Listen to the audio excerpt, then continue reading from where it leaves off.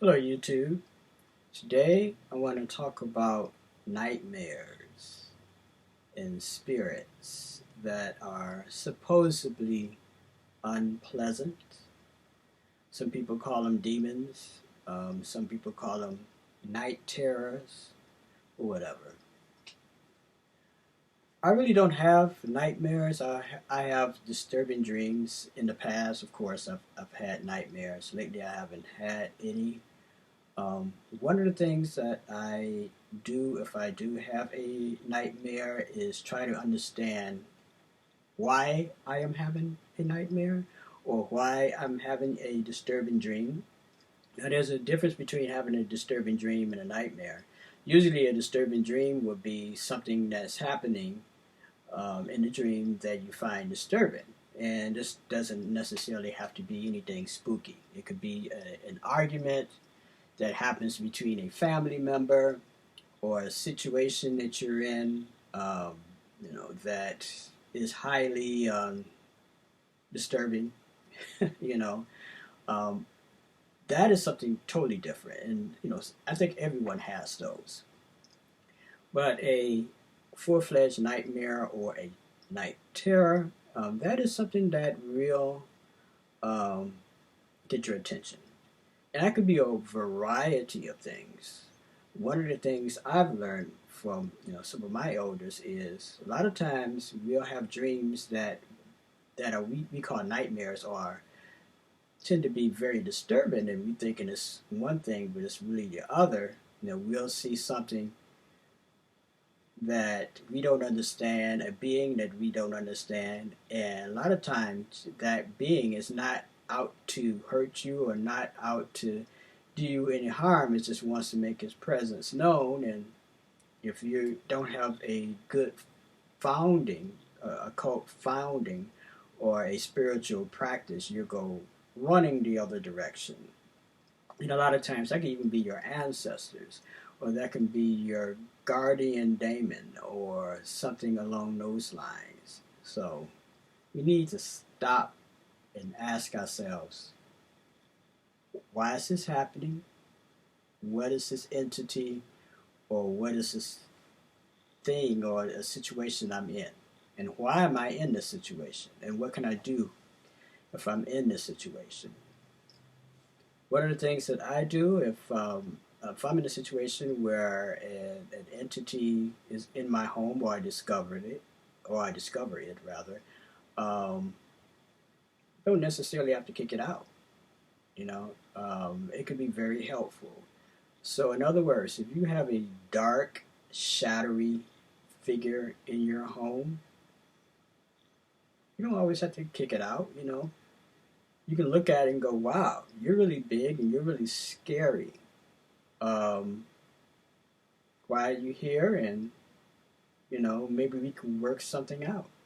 You know, I go to work at blah blah blah time, and if you're around, if you see someone trying to break into my home, get them out because this is my home, and it can be your home also. You do something for me, I do something for you. It's that type of thing. Now, granted, I know not everyone's up to doing something like that or is willing to do something like that. That's just me personally. That's the way I look at it. I tend to be left-hand path, so if I come across something that's big, dark, and spooky, I'm more interested in it than being afraid of it. So that's my take on it. Um, these so-called nightmares, if you have them, one of the good things to do is to practice lucid dreaming. So if you are in a situation, if you're in a nightmare situation, and if you know how to wake up in your dream, you can take control of that.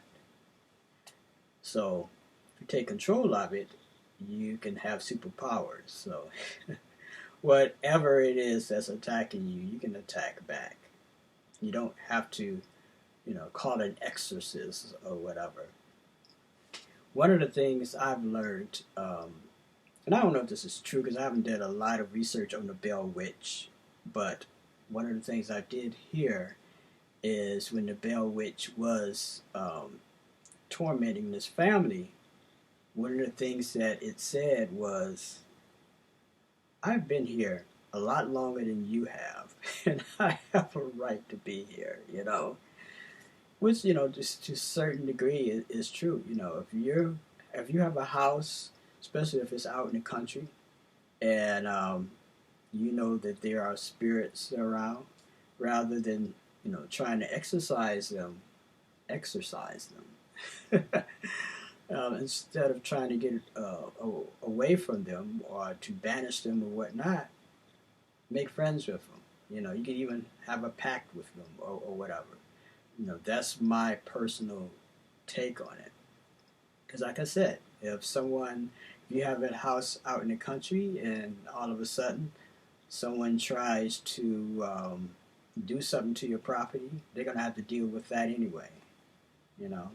And it's great to have that on your side. And these spirits, they'll respect you if you respect them.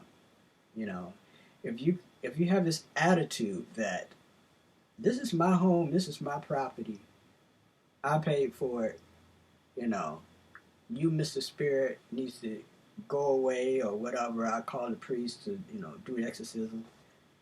Understand that spirit of the land, that whatever it is, has been there a lot longer than you've been there, and may have a greater hold on that land than you, just because you bought it with this, these little paper monies or whatnot. What does that mean in the spirit realm? You know, um, these spirits a lot of times are caretakers of nature, and maybe it doesn't like you because you're doing something to its environment, and maybe that's why it's attacking you, or maybe that's why it doesn't like you. So, just like in a situation um, where with a family member that's bugging you or disturbing you, what you want to do is sit down with that person and try to work something out. So it's the same in the spirit world also. You know, you don't always have to go running in the other direction. Now, there are times where you do have to do some banishing, yes, but I think a lot of times it's not necessarily necessary to do these things. So, if spirits inhabit your home, have a conversation with it. Hold your hands.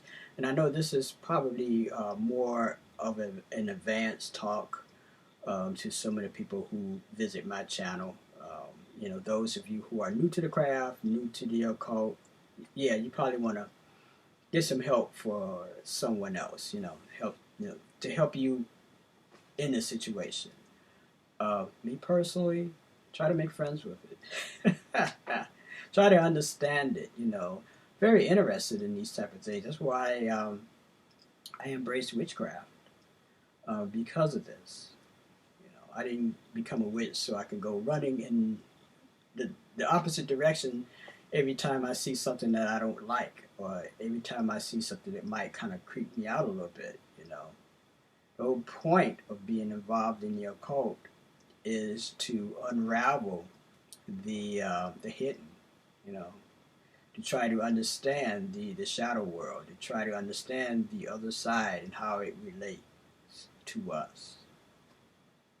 I was watching this one video today, and the guy made a comment and basically says, if you understood the things that are on the corners of our reality, you would go mad. Well, maybe some people would go mad, and some people would probably get a pad and pen out and try to understand it. Okay, tell me about this. Well, I'm having this experience,